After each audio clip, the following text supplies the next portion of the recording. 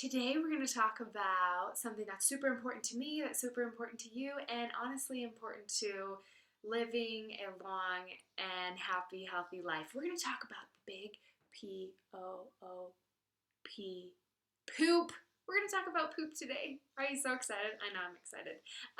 To start off, I want to share my experience with poop. Yeah, right? My experience with kind of my digestive system and how it's worked for the majority of my life. When I was 16, I had irritable bowel syndrome, or IBS, and I went for 2 weeks at this point in my life. It was 2 solid weeks of not going to the bathroom, and it was one of the most painful things I had ever gone through at the time. And I went to the doctor, and they tried to get me off gluten. At the time, no one really knew what gluten was. I didn't even know what gluten was. I didn't understand it.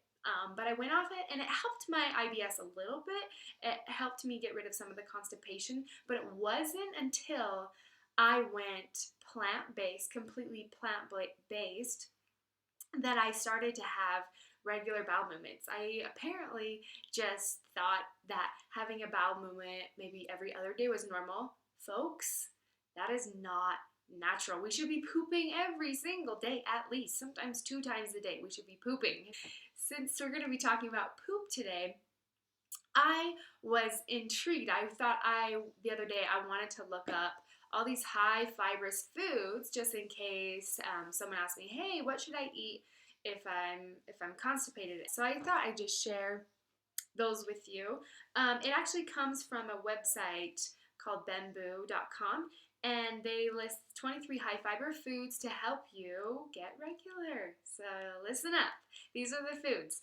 Okay, apples, walnuts, corn, oatmeal, lentils, artichokes, shredded wheat cereal, Brussels sprouts, brown rice, navy beans, whole wheat pasta, figs, prunes, Asian pears, almonds, whole wheat bread, spinach, beet greens, carrots, and raspberries. Now I want you to think about that list. Did you hear any animal products? Did you hear any dairy, meat, cheese, eggs? I don't think so. Those are all plant-based foods. So what do you think we need to eat every day in our bodies, or intake every day in our bodies, is plant-based foods. It's interesting because about 15% of the population in America is dealing with irritable bowel syndrome. That doesn't even account for the people that are dealing with irregular pooping and constipation. And so I just feel like, oh my gosh, this is super important to address the fact that we need more plant-based foods in our lives. We need more plant-based foods in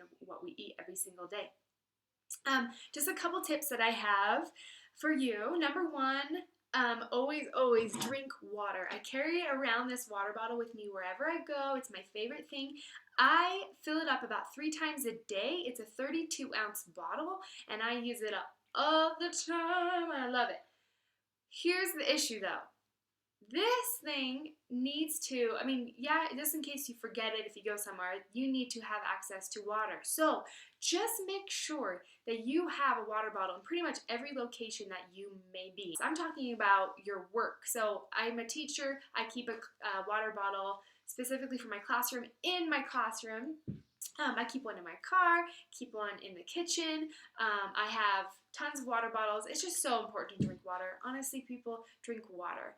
It's interesting because our intestines, our large intestine, has to push food, through once we digest it, as we're digesting it, and after it goes through our stomach. Well, these high fibrous foods that I talked to you about before are the types of foods that are going to kind of grab, kind of with their fibrous quality, kind of like villi, to grab from the large intestine to drag it down so you can poop. So if you are eating animal products and meat, imagine that food, it's going in your stomach, you're chewing it up, and it's essentially rotting flesh that is going to sit and fester in your intestines and get kind of stuck. And if things get stuck and are sludgy, you're going to get constipated and you're going to be in pain. When you drink water, it's important to drink a lot because our poop should be made up of 75% water. And if we're not drinking a lot of water during the day, then that's not going to happen, and we are going to be in pain when we're trying to go to the bathroom. Just drink a ton of water. Every time you feel thirsty, you've already gone past the point and you're already dehydrated. So just constantly stay hydrated. That's super important. Another tip that I have for you is to, of course, eat plant-based foods. I know being vegan is not like really easy for all people, but it's a lot simpler than we make it out to be. Some of us think, "Oh no, I can't live without my meat products." You don't need to eat meat for every single meal of every single day. Maybe try to sub out some plant-based products. Beans are a great source of protein if you're worried about your protein intake. Tofu, okay, peas. There's lots of vegan proteins out there that also help. Another tip that I have is to not sit too long on the toilet. When you're sitting on the toilet, let's say you're reading a book or you're looking at your phone, social media, whatever you're doing, that's too long. You should be in and out super duper quick. If you're really struggling and you're just having a really rough time going to the bathroom, something that I would recommend that has helped me on those certain days and other people is the squatty potty. I don't know if you've ever heard of a squatty potty before, but essentially it's it's kind of like this stair-stepping piece of plastic, and it's formulated just the right amount for you to kind of be your legs lifted off the ground. It helps you be in a natural squatting position so you can go to the bathroom. I'll post a link below so you can see what a squatty potty is, and that really does help with going to the bathroom as well. One last tip I have for you is something that I do every single morning, and it really helps. Every morning I wake up, and the first thing I do is I grab a mug and I fill it with water and I zap it in the microwave, put it on the stove, and I make myself hot tea.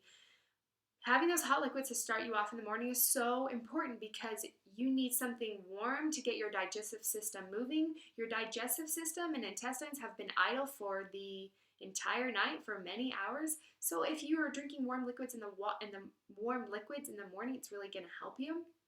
It doesn't, like I said, it doesn't have to be tea, but you need to drink something warm. Sometimes if I'm in a hurry, I will just turn the sink onto hot and wait for the water to warm up, and I'll literally just drink out of the faucet, and that actually does help me get a bowel movement going in the morning. Oh man, just saying that is kind of gross. This is a disgusting topic. Wow. But it's so important, okay? Start eating more plant-based foods. That's all I have for today. I would love the whole world to go vegan, but I understand that all I can do right now is just ask you, please just eat more plant-based products, and I promise you, you'll be happier, your digestive system will be happier, your pooping schedule will be regular, and you will feel so much better.